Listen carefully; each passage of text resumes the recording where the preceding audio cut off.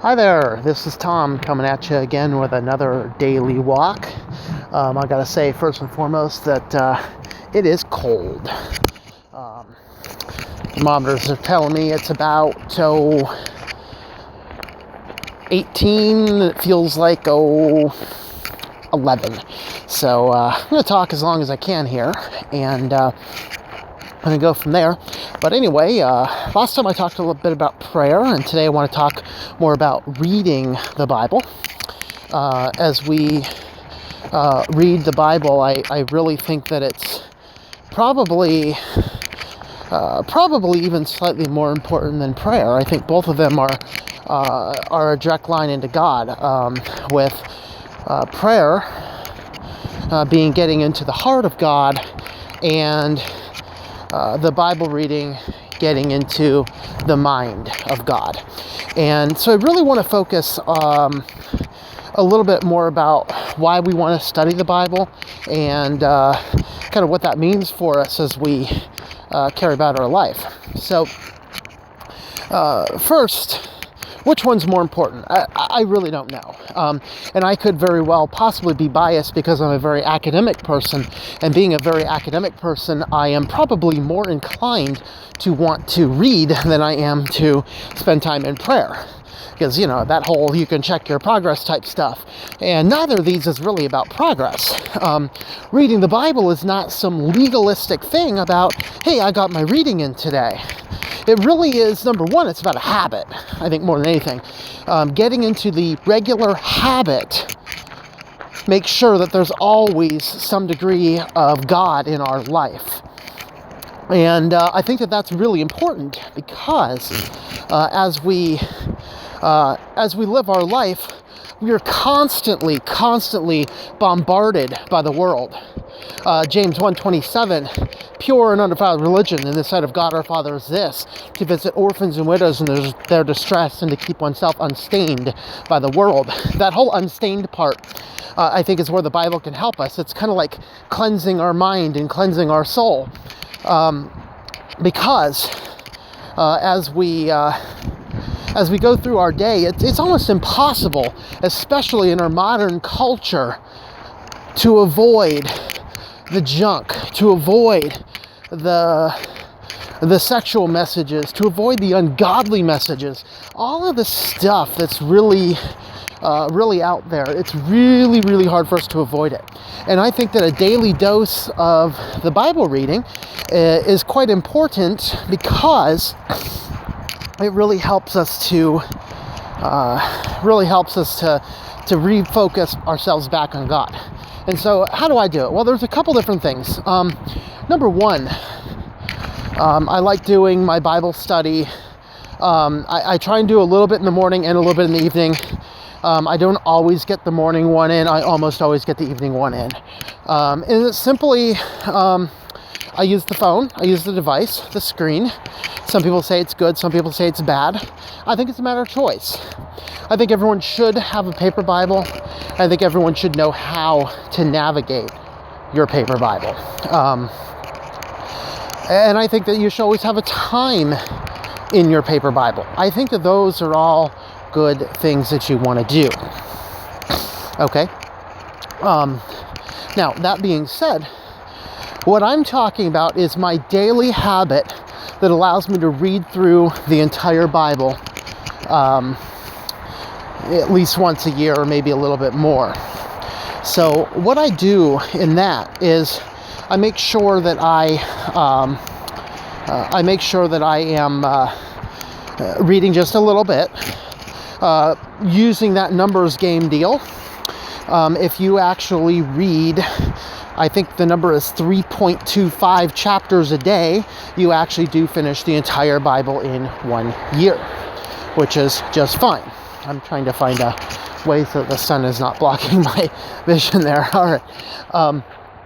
So with that being said, 3.25 per day reads the whole Bible in a year. Now, there's certainly some chapters in the Bible, like Psalm 119. I'm not going to want to read that and 2 other chapters. But some of the songs right before it, like 117, or is it 117 or 118? I think it's 117, is like the shortest chapter in the Bible. I can read that in conjunction with 3 or 4 others.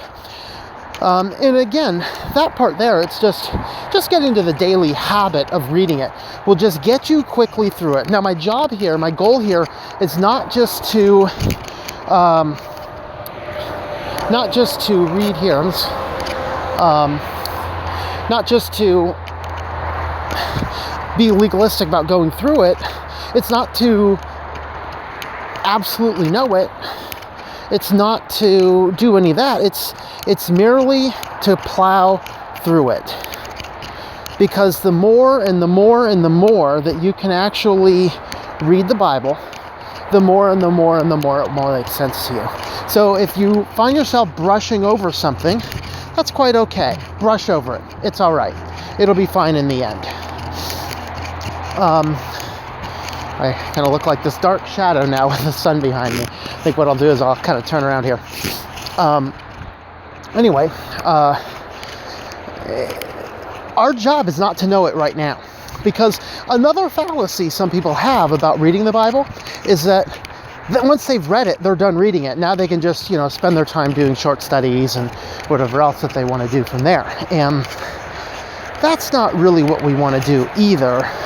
What we really want to do is constantly be going through it. Now, I like doing it this way. Number 1, I'm always going to be reading a couple chapters every day, just quickly. That gets me through it. It just gives me that daily dose of God that really helps to counteract the negative messages that we find as we live our life. Because we are in a society that is very much like Corinth. Sex abounds in the American culture, and that's not good. And we really need those messages from God to keep our heart and our mind pure and clean. Now, the next thing I'm going to do is probably 2 or 3 times a week.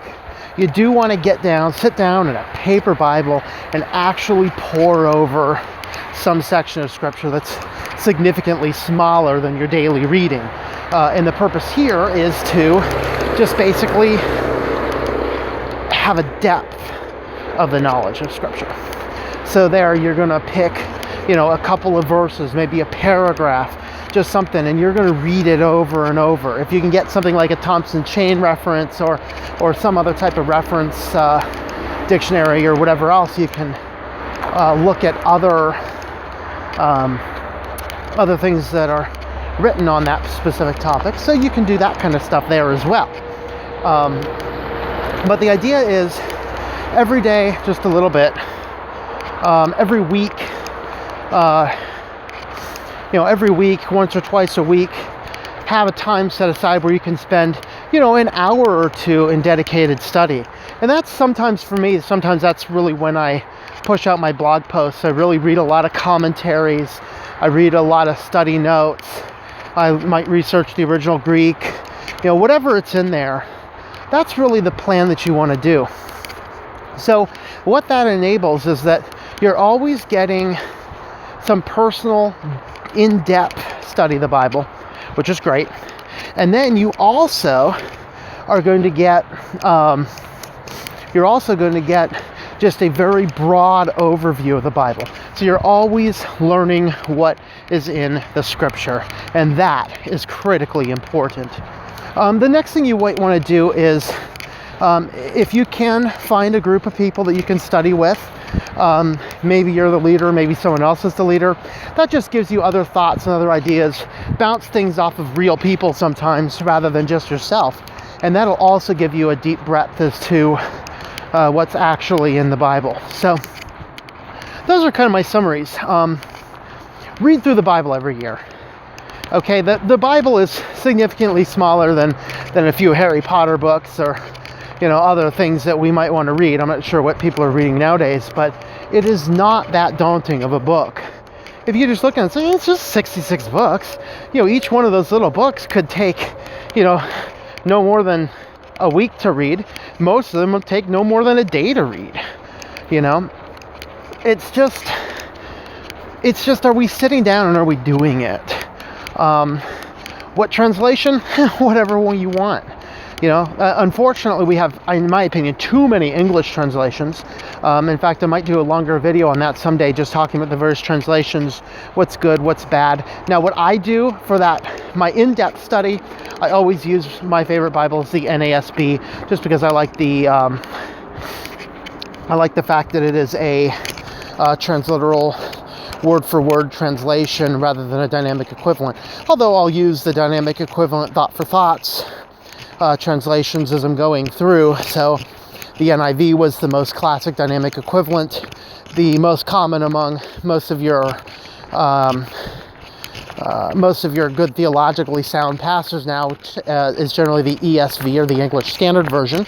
I also like the Holman translation, which is kind of like the King James. It's kind of like a composite of word for word and thought for thought. So just whatever Bible speaks to you. Now, for my annual read through, I almost always pick a new translation. I want to see what other translations are out there. So, you know, I've read all the way through probably 15 different translations. In this short amount of time, I've actually been a believer, just reading through a chapter here, a chapter there. Every single day, just pick up the Bible, read just a little bit. Try and do between 2 and 3 in the morning, 2 and 3 in the evening. Takes no longer than 10 minutes, and you'll have the entire thing done in a year. It's pretty easy, you know. And I just pick different translations for that.